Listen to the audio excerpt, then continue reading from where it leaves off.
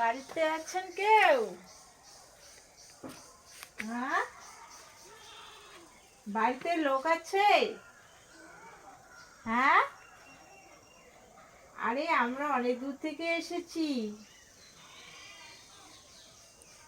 গেটটা খুলে দাও না।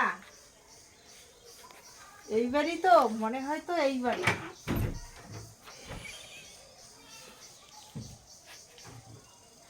কই লোক তো দেখতে পাচ্ছি না। হ্যাঁ, ভিতরে যাব, আমি তো তোমাকে দেখলামই না যে তুমি কে। আর এখানে তো একটা সামনেও আবার গেট। আমি গেট খুলবো না ভেঙে যাব, কোনটা?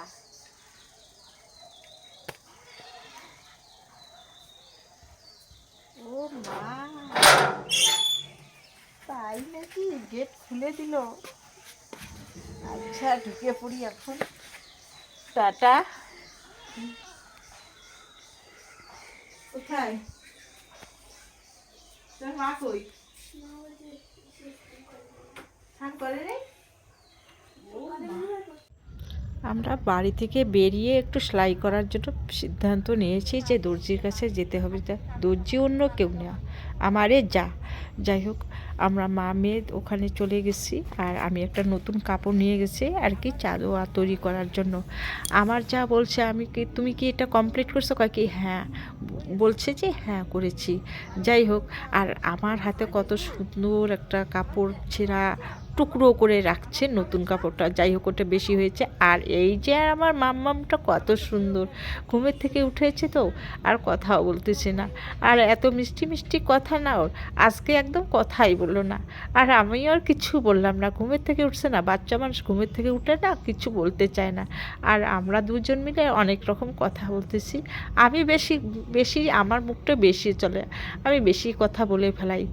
আর আমার যাটা বেশি অত কথা বলে না, শুধু হাসে হাসে এসেই মানে কথা বলে।